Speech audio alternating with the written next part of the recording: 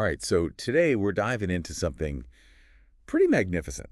Ooh, okay. Planning a trip to the Palace of Versailles. Nice. Yeah, so we're going to be sifting through a travel newsletter. Okay. It's called Love to Visit France. Hmm. And we're going to extract all the best tips for your visit. Sounds good. And get this, the iconic Hall of Mirrors. Yeah. It wasn't always shimmering glass and gold. Really? Yeah, it was actually an open terrace at one point. Wow, I did not know that. Yeah, so that little tidbit alone has me hooked. Yeah. This newsletter is packed with cool insights like this. I'm excited. So let's see what gems we can uncover together. Awesome. So, Versailles is described in the newsletter Yeah. as a world of grandeur where kings and queens once roamed. It really is. Talk about setting the stage for a royal adventure. Right. But before we daydream about waltzing through those halls, Yeah. maybe we should get some historical context. Absolutely. You can't fully appreciate Versailles without understanding the Sun King, Okay. Louis XIV. He was the mastermind behind transforming a modest hunting lodge Wow. into this palace we see today. It was a serious power move, Yeah. showcasing his absolute authority and elevating France's status on the world stage. So if we want to plan a trip fit for, well, not quite royalty, Right. but at least a savvy traveler, Yeah. what does the newsletter suggest? Well, planning ahead is key. Okay. Versailles is a super popular destination, and you definitely don't want to miss out because you haven't booked tickets Right. or you haven't sorted out your transportation. Speaking of transportation, the newsletter mentions a big bus Yes. hop-on, hop-off tour Uh-huh. of Paris with an option to add a river cruise. Mm-hmm. What are your thoughts on that? I mean, it's a classic choice for a reason. It's Yeah. great for getting a broad overview of the city without the stress of navigating public transport. But, it might not be the best fit for everybody. Yeah, if you're someone like me who likes to really get into the nitty-gritty of a place Right. and spend, a good chunk of time exploring it, might feel a bit too touristy, Yeah, right? for sure. What are some alternatives? Well, the newsletter also mentions a few other options that Really? cater to different interests Okay. for the adventurous souls out there. Yes. There's a helicopter tour that takes you over both Paris and Versailles. Wow. Imagine seeing that sprawling palace and those intricate gardens from above. Now, that's what I call a bird's eye view of history. Right. So what about those of us who prefer to keep our feet on the ground? Well, there's an e-bike tour option Okay. that takes you from Paris to Versailles, complete with a picnic lunch. Ooh. It's a chance to soak in the scenery at your own pace Yeah. and savor the journey itself. A leisurely bike ride through the French countryside with a picnic basket. Sign me up. Sounds lovely. And I see the newsletter also has a suggestion for art enthusiasts. Oh, A visit to Monet's Giverny home. that's a great one. Yeah. Connecting Versailles, the epitome of French classical grandeur, with Monet's impressionist haven at Giverny, Yeah.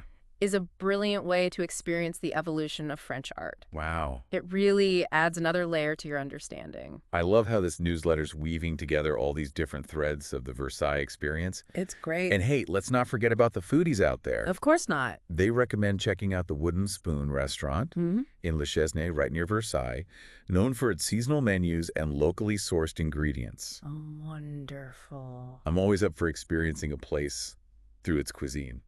And what's particularly exciting about the Wooden Spoon is its emphasis on local flavors. Yeah. It's a chance to really savor the essence of the region. All right, so we've got options for adventurers, art lovers, foodies.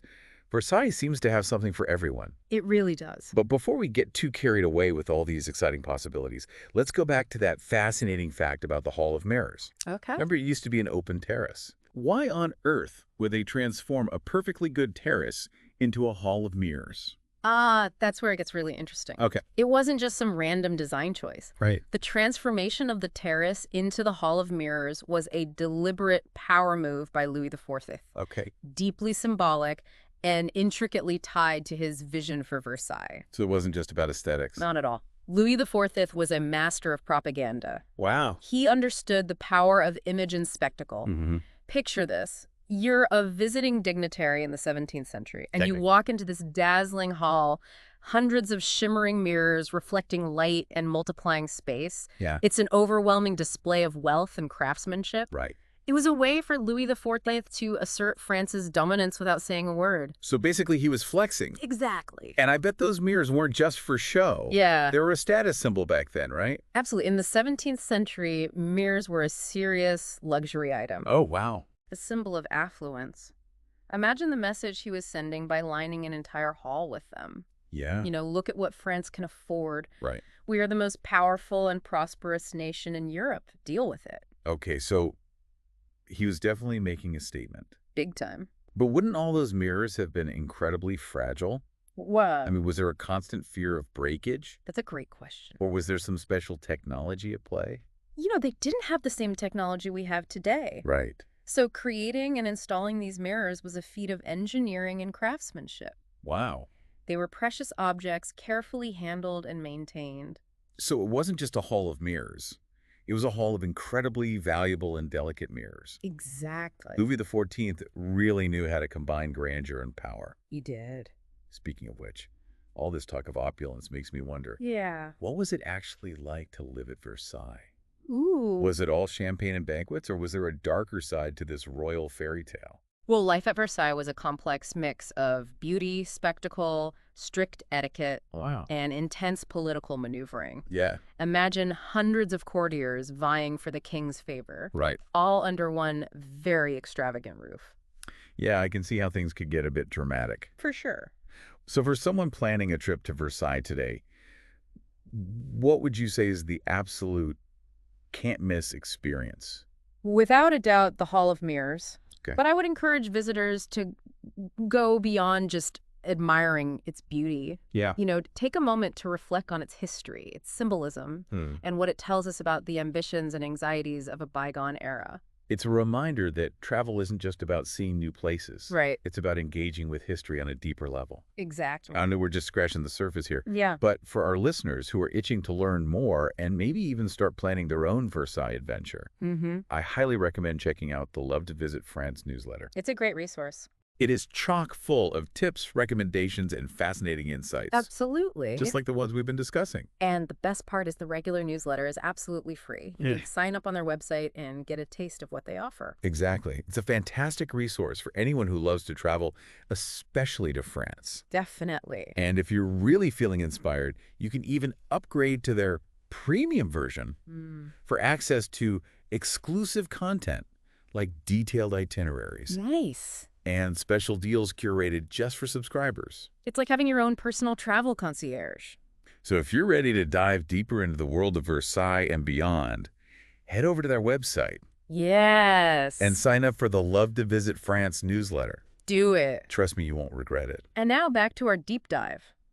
Let's talk about some of those other activities mentioned in the newsletter. Yes, let's get into those. Okay. We talked about the helicopter and e-bike tours, but there were a couple more that caught my eye too, Okay. especially the one for art lovers, a visit to Monet's Giverny home. Yeah. I have to admit, I'm a bit of an art buff myself, so this one really speaks to me. Oh, nice.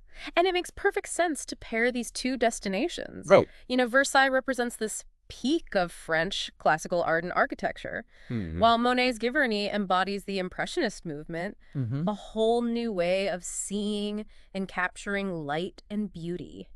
I never thought of it that way. Yeah. So it's not just about seeing pretty paintings. Right. It's about understanding how artistic movements evolve and influence each other. Exactly. And when you see Monet's gardens with their water lilies and vibrant colors, you can't help but think about how those meticulously landscaped gardens at Versailles might have inspired him. It's like tracing the lineage of artistic inspiration through time. It is. You start with the grandeur of Versailles, and then you see how that influence ripples out into new forms of expression. Precisely. It's a fascinating journey. And speaking of journeys, the newsletter also recommends a culinary adventure. Ooh. For those who appreciate good food. Yes. The Wooden Spoon restaurant in Le Chesnay near Versailles. Oh, yes, the one with the charming name and the focus on seasonal menus and local flavors. That's the one.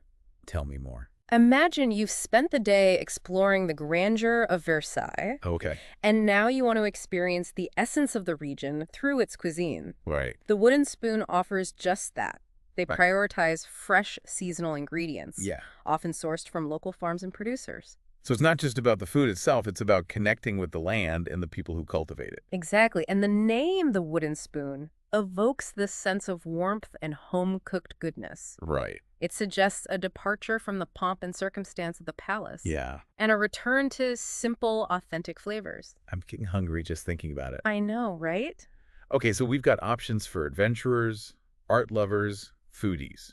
Versailles truly does offer a multifaceted experience. But I want to circle back to something we touched on earlier. Okay. The opulence of the palace as a reflection of Louis XIV's power makes me wonder, what do you think Louis XIV would say about our modern world? That is a fascinating question to ponder. Yeah. It's almost impossible to know for sure. Right. But if I had to guess, I think he'd be both impressed and perhaps a little bit horrified. Ooh, I like where this is going. Tell me more. Okay. What would impress him and what would send him into a royal tizzy?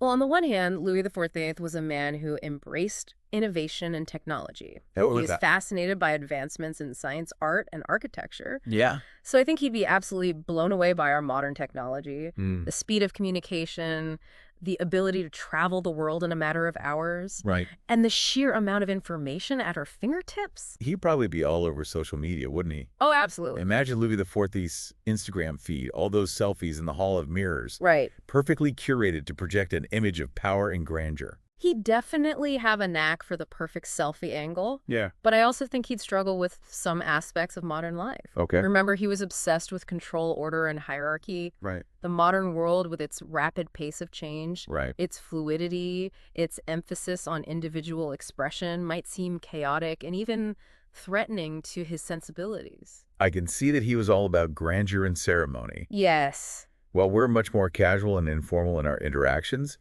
he probably wouldn't understand our obsession with sweatpants. Not at all. And imagine trying to explain the concept of democracy to him. Oh my gosh. The idea that power resides in the people, not in a single all-powerful monarch, would probably be mind-boggling to him. It would blow his mind. It's fascinating to think about how someone from a completely different era would view our world, isn't it? It really is. But it also makes you appreciate how far we've come Yeah. and how our values have shifted over time. We might not have gilded palaces and diamond-encrusted scepters, Right. but we have access to information and opportunities that Louis XIV could only dream of.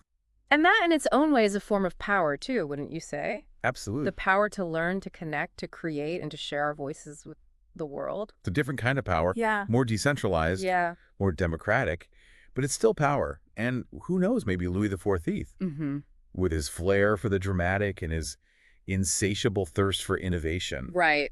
might have even come to embrace the modern world after all. Perhaps he would have found a way to leverage our modern tools Yeah. to project his image and influence on a global scale. Maybe he would have been the ultimate influencer. Now that's a thought. Okay, so we've explored the history, the symbolism, the modern-day relevance of Versailles, We have. and we've even delved into the mind of the Sun King himself.